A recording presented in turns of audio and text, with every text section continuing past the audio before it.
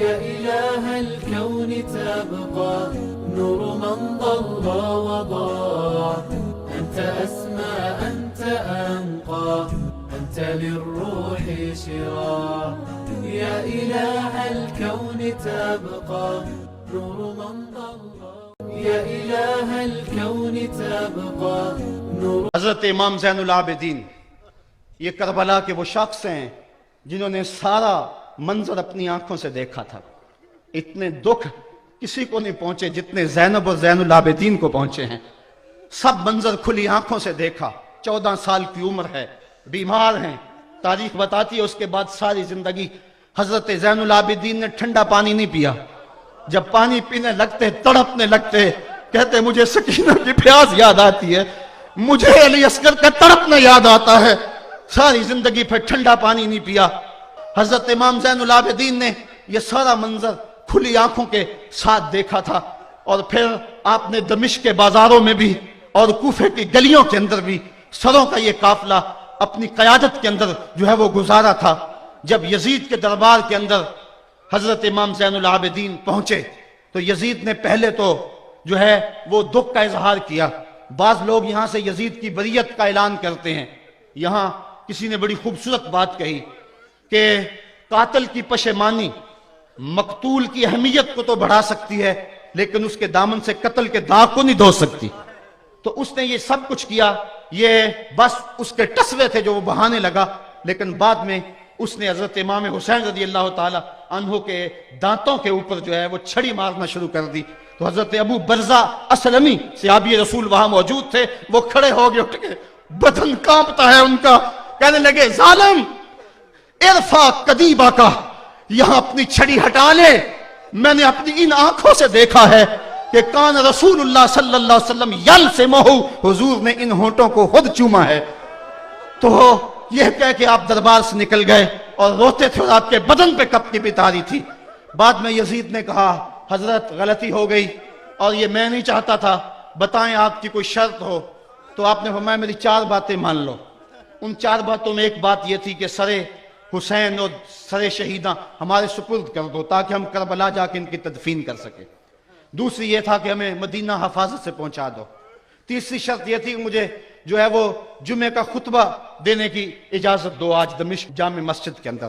چوتھی بات آپ نے یہ فرمائی کہ قاتلان حسین جو ہے وہ میرے سپرد کرو. اس نے کہا ہاں کون ہے قاتل حسین کا؟ لوگوں نے کہا خولی ہے. خولی نے کہا میں نے قتل نہیں کیا، یہ سنان بن انس نخی نے کیا ہے. سنان بن انس نخی کو کہا ہاں تو بتا. کہنے لگا میں قتل کیوں کرنا تھا، یہ تو شمر ذل جوشن نے کیا ہے. شمر ذل جوشن کو کہا تو بتا.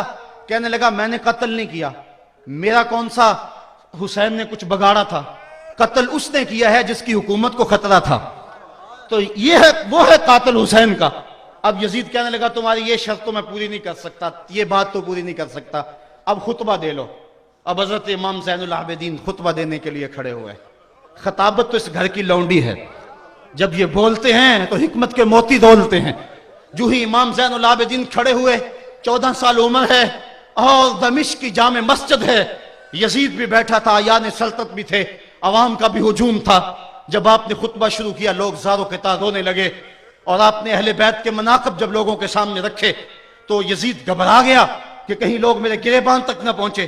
اس نے مؤذن کو اشارہ کیا جلدی جلدی اذان پڑھو.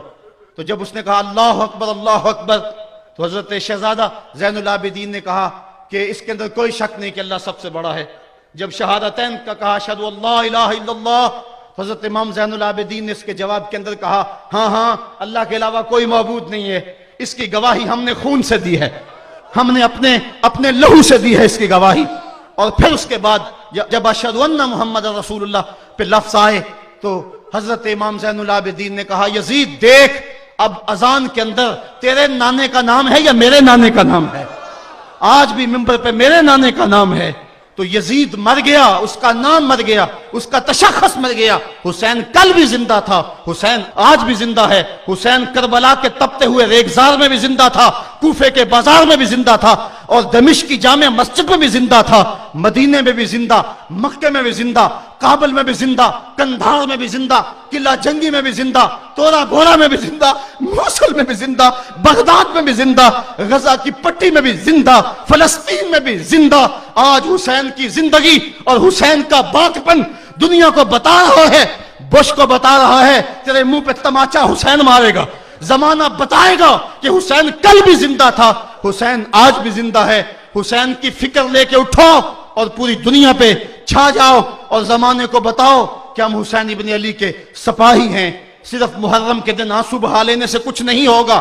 کیا صرف محرم حسین کا مہینہ ہے؟ نہیں، پورا سال حسین کا ہے، پوری زندگی حسین کی ہے، پورے زمانے حسین کے ہیں۔ یہ صرف عاشور کا دن یا عاشور کی شب ہی حسین کی نہیں، سارے زمانے حسین کے ہیں۔ کل بھی حسین کا تھا، آج بھی حسین کا ہے، کل بھی حسین کا ہوگا۔ آؤ اٹھیں، قرآن کو لے کر کے حسین ابن علی نیزے کی نوک پر بھی چڑھ کے قرآن سنایا، اور آج ہم اسی قرآن کی دعوت کو لے کر کے اٹھیں اور حسین ابن علی کے پیغام کو گھر گھر پہنچ